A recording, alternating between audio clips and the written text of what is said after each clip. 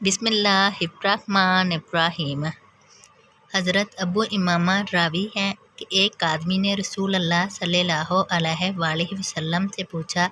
या रसूल अल्लाह सल्लल्लाहु अलैहि वसल्लम, ईमान की सलामती की अलामत क्या है? आप सल्लल्लाहु अलैहि वसल्लम ने फरमाया, जब तुम्हारी नेकी तुम्हें भली लगे और तुम्हारी बुराई तुम्हें बुरी लगे तो समझो कि मोमिन हो। फिर इस आदमी ने पूछा, या रसूल अल्लाह सल्लल्लाहु अलैहि वसल्लम, गुनाह की अलामत क्या है? हजूर सल्लल्लाहु अलैहि वसल्लम ने फरमाया, जब कोई बात तुम्हारे दिल में खटक और तरद्दुद पैदा करे तो समझो कि वो गुनाह है, लिहाजा इसको छोड़ दो। तशरीह: सवाल का मकसद ये था कि कोई ऐसी वाज़ेह अलामत बता दी जाए जिसके ज़रिए ईमान की सलामती इस्तिकामत का अंदाज़ा किया जा सके। चुनांचे आप सल्लल्लाहु अलैहि वसल्लम ने फरमाया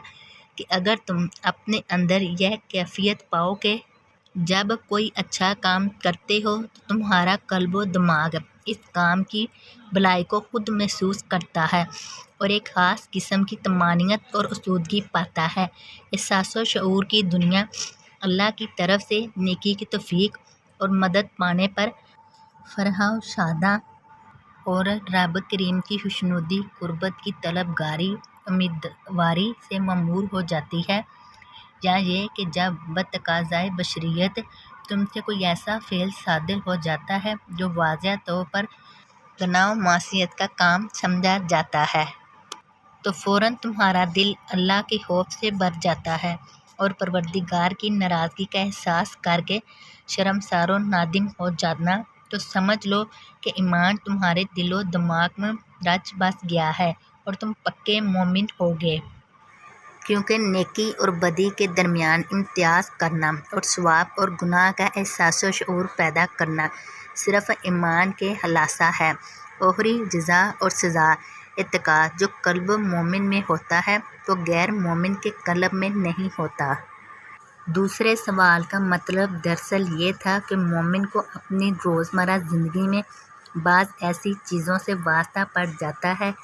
जिनके बारे में वाज़ेह तौर पर इल्म नहीं होता कि आया यह चीज़ शरई नुक्ता नज़र से बुराई के हुक्म में है और इससे कोई गुनाह लाजिम आता है या इसको इख्तियार करने में कोई कबाहत नहीं है, तो ऐसे मुश्तबा अमल की बुराई या भलाई को पहचानने की अलामत क्या है? इसके जवाब में सरकार दो आलम सल्लल्लाहु अलैहि वसल्लम के इरशाद का मतलब ये है कि सच्चे और पाक बाज़ मोमिन का कल्ब दरअसल फितरत की ऐसी पकीज़ा लौह है जिस पर सिर्फ इस्लामी अतायत व फरमाबरदारी और नेकी भलाई के नकूश उभर सकते हैं। अगर गुनाह मासियत का हल्का सा धब्बा भी वहाँ पहुँचता है तो इसको कोई जगह नहीं मिलती और वो खटक तरद्दुद की सूरत में मंडलाता फिरता है। बस किसी भी अमल और चीज़ के बारे में अगर ये कैफियत ज़ाहिर हो कि फितरत सलीम इसको कबूल करने पर तैयार नहीं होती, कल्ब इसका बोझ महसूस करता है और दिमाग में खलश व तरद्दुद पैदा हो गया है, तो जानो कि वो अमल बुराई का हामिल है और गुनाह मासियत को लाजिम करने वाला है और नजात व फलाह इसी में है कि इस चीज़ को फ़ौरन छोड़ दिया जाए। यही वजह है कि अरबाब बातन और औलियाए अल्लाह कल्ब व दिमाग की सफाई और पाकीज़गी की बिना पर किसी अमल की पोशीदा तरीन बुराई को भी पहचान लेते हैं और किसी भी ऐसी चीज़ को अपने करीब नहीं आने देते जो गुनाह मासियत का हल्का सा शाइबा भी रखता हो। इनके यहाँ मुश्तबा अमल से भी इस दर्जे का इज्तनाब बरता जाता है जितना इज्तनाब वो खुले हुए बुरे अमाल से करते हैं, क्योंकि इनका दिलो दिमाग बुराई के शाइबा को भी भांप लेता है और इनका इत्मीनान कल्ब और अमल का सरूर सिर्फ इसी सूरत में हासिल होता है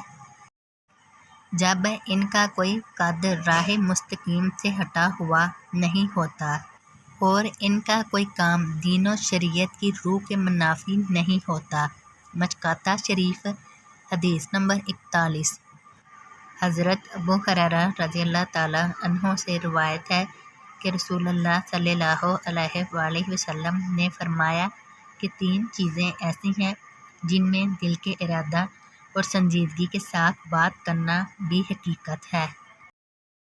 اور ہنسی مذاق کے طور پر کہنا بھی حقیقت ہی کے حکم میں ہے۔ نکاح، طلاق، رجعت۔ تشریح: مطلب یہ ہے کہ اگر کسی نے ہنسی مذاق میں نکاح کیا یا اسی طرح ہنسی مذاق میں بیوی کو طلاق دی یا متعلقہ بیوی سے ہنسی مذاق میں رجعت کی تو شریعت میں یہ سب چیزیں واقع اور معتبر ہوں گی۔ یہاں یعنی نکاح منعقد ہو جائے گا، طلاق پڑ جائے گی اور رجعت ہو جائے گی۔ اس کی وجہ یہ ہے کہ یہ تینوں چیزیں اسلامی شریعت میں اتنی نازک اور غیر معمولی اہمیت کی حامل ہیں کہ ان کے بارے میں ہنسی مذاق کی گنجائش ہی نہیں رکھی گئی ہے۔ ان کے بارے میں جو کچھ آدمی کی زبان سے نکلے گا اس کو حقیقت اور سنجیدہ بات ہی سمجھا جائے گا۔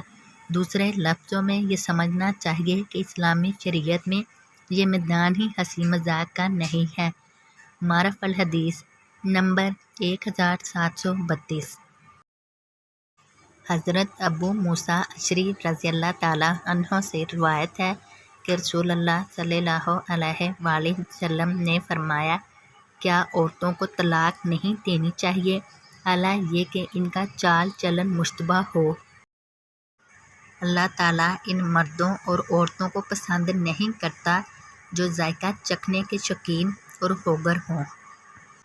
تشریح: حدیث کے آخری جس کا مطلب یہ ہے کہ وہ مرد اللہ کی محبت اور پسندیدگی سے محروم ہے جو بیوی کو اس لیے طلاق دے کہ اس کی جگہ دوسری بیوی لا کر نیا ذائقہ چکھے، اسی طرح وہ عورتیں بھی محروم ہیں